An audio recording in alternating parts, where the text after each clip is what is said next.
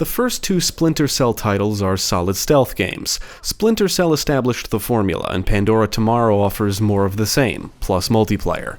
As for the single player, they both come with the same pros and cons. Quietly sneaking around areas using firearms and a variety of equipment and gadgets to evade and drop foes is all good fun. In my opinion, it's the linearity and lack of replay value that hold them back. Now, I've been looking forward to playing the next game, Chaos Theory, because they say it's the best one in the series. In fact, the internet tells me it's considered one of the greatest games ever made.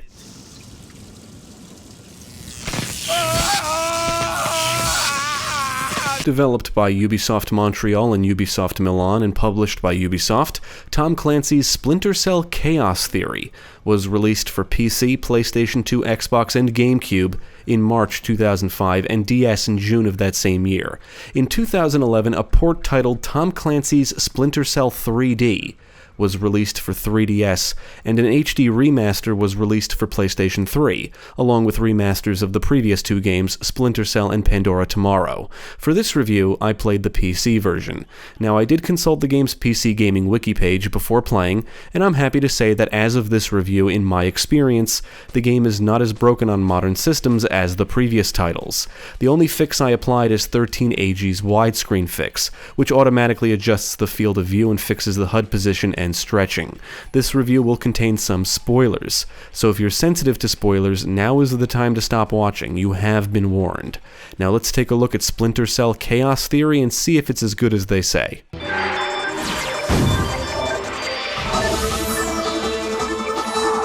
Events in the Yellow Sea took a turn for the worse today when North Korean and Chinese forces blockaded and boarded a Japanese cargo ship. Set in 2007, Japan has formed the Information Self-Defense Force, ISDF, and as a result, tensions in Asia are high. The NSA dispatches Third Echelon operative Sam Fisher to Peru to rescue a kidnapped programmer who was deciphering the mass kernels, the weaponized algorithms used during the Georgian information crisis in 2004. Sam eventually uncovers clues, which lead him to a conspiracy that brings the United States, North Korea, and South Korea to the brink of war. Chaos Theory is another tale of espionage in action, with some interesting twists and turns. The story functions pretty well on its own, but knowledge of the previous games will provide some context, because certain characters make a return and specific plot elements are referenced. They have a newly installed central alarm system. Don't tell me. 3 alarms and the mission is over? Of course not. This is no video game, Fisher. Michael Ironside reprises his role as Sam Fisher, and Chaos Theory sees the return of Don Jordan and Claudia Besso as Irving and Anna respectively. The writing showcases a little more humor than the previous efforts, and even includes nods to other games. Emptying his liquor cabinet and playing video games. He's got the new Prince of Persia. Yeah, I heard it's awesome. Gonna be game of the year, man. Can't wait to play it. Michael Ironside delivers another great performance as Sam, and I found the dialogue exchanged during his interrogation of certain foes to be pretty funny. I think the tone of Chaos Theory is slightly darker than that of the previous games, and I feel the sarcasm and witty remarks tend to lighten up the mood a bit. So it shouldn't take much to shut down that big fan if I wanted to. I don't know. Why would you want to do that? The adventure, the travel. Okay. I am very happy to say Chaos Theory blows away its predecessors in terms of gameplay, and rectifies the two major issues I had with those games, the linearity and lack of replay value in the single player. Chaos Theory comes with a single player mode versus multiplayer mode, and a cooperative mode with its own missions. The official multiplayer servers were shut down some time ago, but I believe there are still ways to get online games going. Versus and cooperative do support LAN, and you can actually play through the cooperative map solo, although you will need to cheat to get past certain points.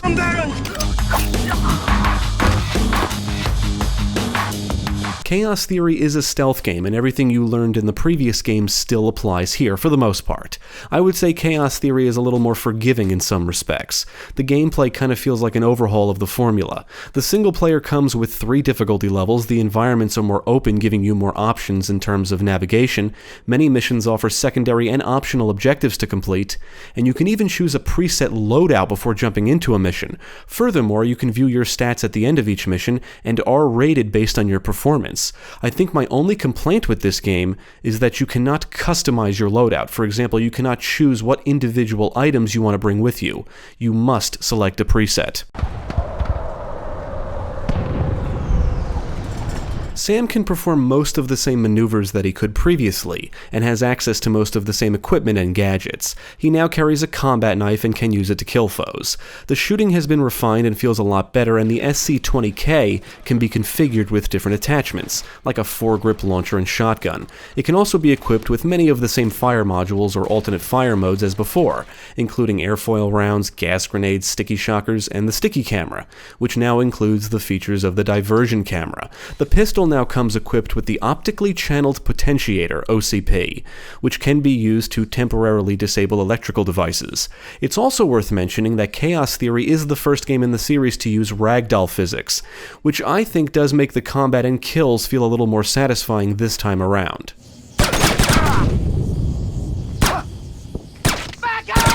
If you've played the previous games, you should feel right at home with Chaos Theory and notice the refinements immediately. Stealth works much like it did previously. Staying quiet and out of sight is the key to success. You want to move slowly and stick to the shadows. In addition to the standard stealth bar is a sound monitor, which measures the noise in the area, including the noise Sam makes. This is actually an amazing addition, simply because it allows you to see how much noise you make as you're moving and adjust your movement speed as necessary. You want to generate less noise than your surroundings. And if there's a lot of noise in the area, you can sneak around pretty quickly without alerting enemies. In general, most of the refinements and new additions make for less trial and error gameplay.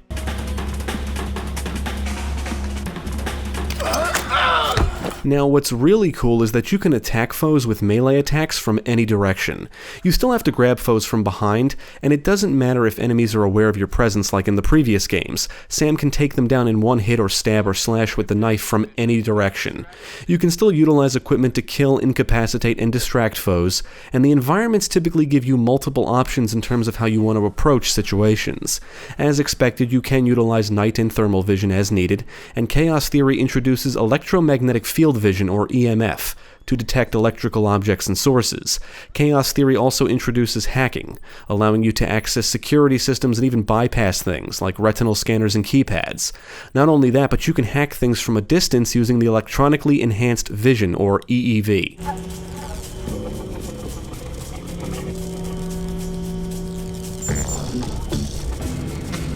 Another nice change is you no longer have to hide bodies in the shadows. I mean, it's still a good idea, but bodies simply being out of sight should suffice. As far as I know, Chaos Theory doesn't do the behind-the-scenes sweep thing the previous games did, so bodies can only be detected by patrolling enemies or cameras.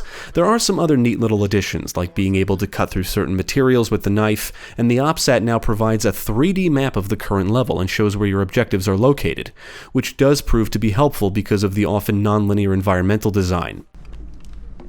I think I'm seeing things.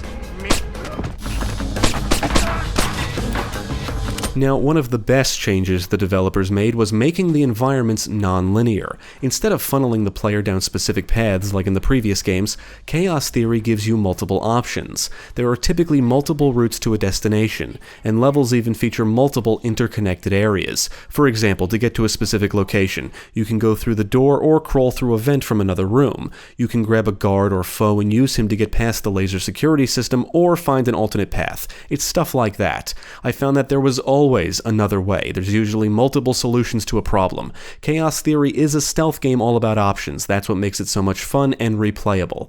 You're given multiple ways to engage foes and multiple ways to progress, and the latter is what really changes things. That is what's missing in the prior games. In Georgia, I had a contract to help secure this oil. We got attacked by a Waste ninja. of time. Nobody uses hidden microphones to spy on anybody anymore. Satellites. This is so ridiculous. I feel like an idiot. Chaos Theory is another entry that takes players to various locations around the globe. You'll rob a bank in Panama, infiltrate a cargo ship on the Pacific Ocean to find and eliminate a target, infiltrate a penthouse and retrieve information in New York City, and one mission has Sam navigating the war-torn streets of Seoul in an effort to recover data while evading the fighting between North and South Korean troops. In addition to your primary objectives are secondary and optional objectives. You'll have to find and tap phone lines, find and disable hidden microphones, insert tracer programs, and other simple things that will require you to explore. Green. Check. Primary target tracking readback start. The environments are well crafted with plenty of rooms, areas, paths, vents, and corridors to navigate. In typical Splinter Cell fashion, you'll get to climb and move along pipes and fences, and hang from and shimmy along ledges. The environments are designed in a way that each playthrough can feel different. They're not aggressively linear, so you don't always have to take the same routes. You can interact with all kinds of things, hack your way through areas, and interrogate NPCs to retrieve information. And there's a lot more people to interrogate this time around. Many of them will simply give you hints and information on how to access certain things. Compared to the previous games, Chaos Theory gives you so much more freedom in terms of how you can approach things that it feels refreshing.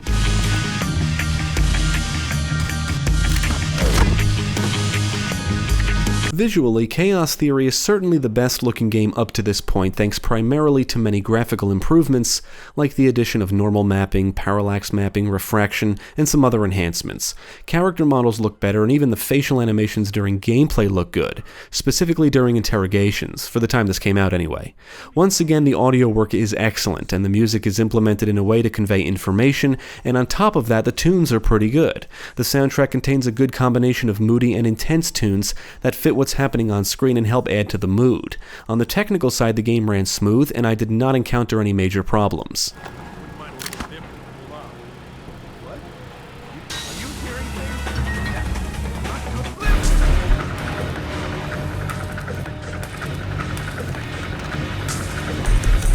Splinter Cell Chaos Theory feels like Splinter Cell fully realized, and it has become one of my favorite stealth games.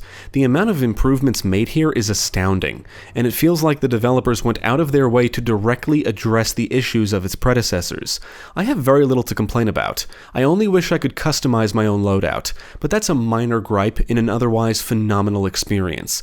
Now, not only is the single-player portion incredible, but you can tackle cooperative maps with a buddy, and from what I understand, Chaos Theory expands upon the competitive multiplayer which was first introduced in Pandora Tomorrow, but I did not get to try it, so I can't confirm with certainty. All of this, in addition to the non-linear environments, secondary and optional objectives, and mission ratings, give players so many reasons to return.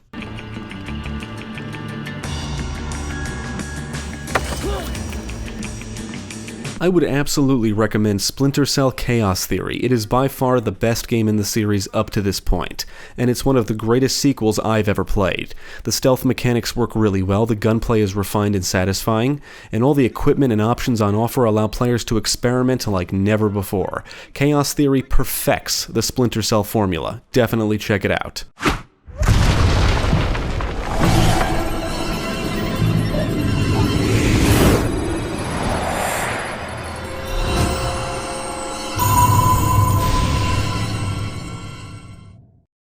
Thank you for watching. If you enjoyed this video, check out the rest of our channel, follow us at the links below, and you can also support us on Patreon. If you're interested in more gaming content, check out our friends over at Gamecast.